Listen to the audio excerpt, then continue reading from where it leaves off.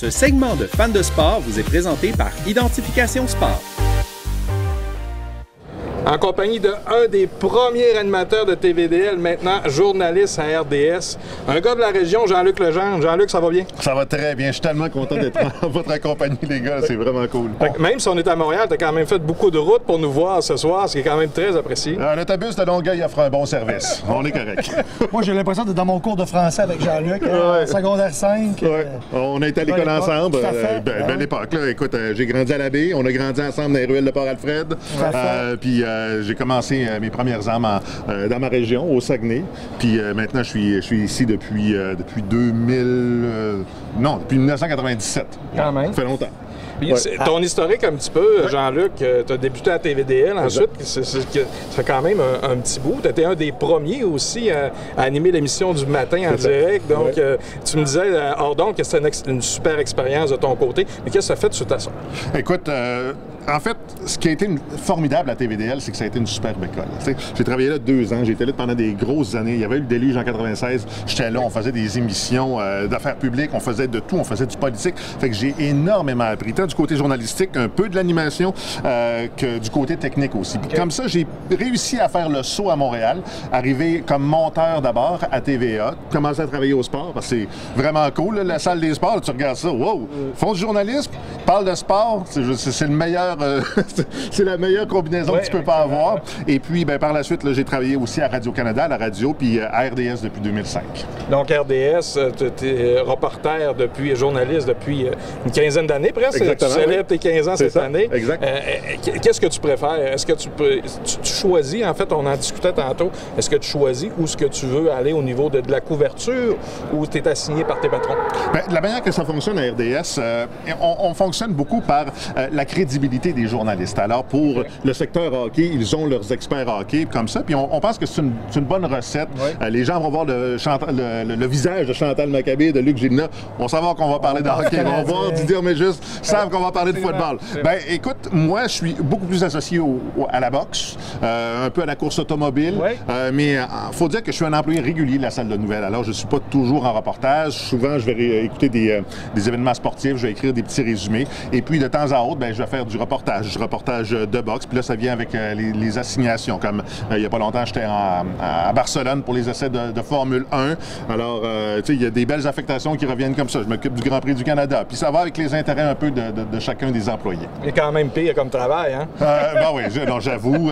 Puis c'est le fun de vous côtoyer parce que, tu sais, je sais que vous avez ça à cœur. Puis de vous côtoyer comme ça me fait réaliser la chance que j'ai de le faire de manière professionnelle. Effectivement. Puis toi est-ce que tu as un sport en particulier? On parle de course automobile, de boxe. Est-ce que tu étais déjà un fan ou un adepte de ces sports-là avant de commencer cette couverture-là? Non, pas du tout. Mais ce que j'aime de la boxe, c'est le côté humain. Puis ce que j'aime du journalisme, c'est le côté comment on peut raconter des belles histoires. Tu sais, travailler avec le Canadien, c'est pas facile. Parce que, bon, tu as énormément de contraintes, les joueurs sont pas beaucoup disponibles, l'organisation tient ça serré, la Ligue nationale a ses propres règles. En boxe, là, c'est n'importe quoi, là. Les boxeurs sont disponibles, les entraîneurs également, les organisations, c'est un peu n'importe quoi, c'est un peu louche aussi, fait que ça permet de faire un peu ce que j'appelle du vrai journalisme. Du vrai journalisme, on peut fouiller des affaires, fait que, tu sais, j'aime pas mal ça. Est-ce que on peut te permettre, Jean-Luc, de te demander si tu pouvais avoir le choix d'une assignation, tu ferais quoi? Est-ce que ça se demande? Oui, tu peux faire ce que tu veux, là, tu fais quoi?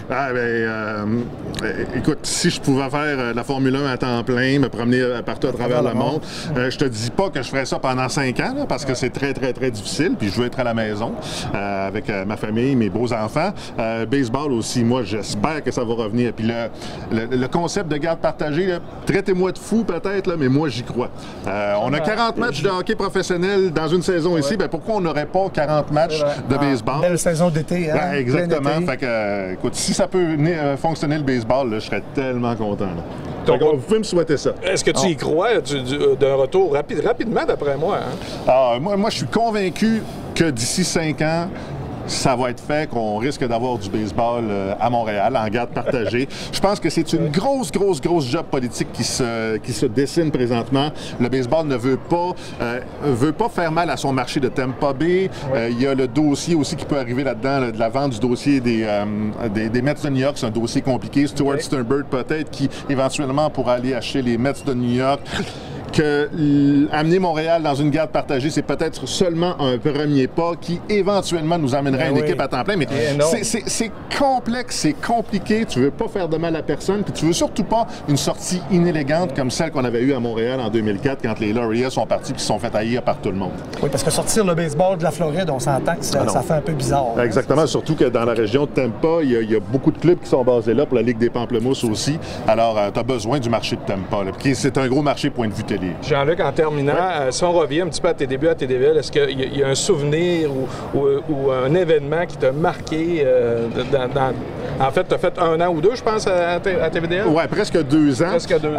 Puis on avait fait des émissions spéciales dans le cadre du Déluge, on avait fait des lignes ouvertes, puis il y a des gens qui appelaient à la station dire hey, dans la baie, là, j'ai trouvé ça, j'ai trouvé un album de photos. Fait qu'on servait un peu de courroie de transmission, puis quand on parle, tu sais, d'un média de proximité, puis moi, je trouve que c'est tellement important, des médias locaux. C'est ce que ça permet. Puis TVDL avait montré toute son importance à ce moment-là, toute sa pertinence avec les conseils municipaux, avec les commissions d'enquête qu'il y avait eu à l'époque. Alors, c'est vraiment important. Et puis, c'était très valorisant à l'époque de faire tout ça. Jean-Luc, c'est déjà, ça passe rapidement. Trop vite. On fait 5 Merci pour les souvenirs. Ben, oui. Ça fait plaisir.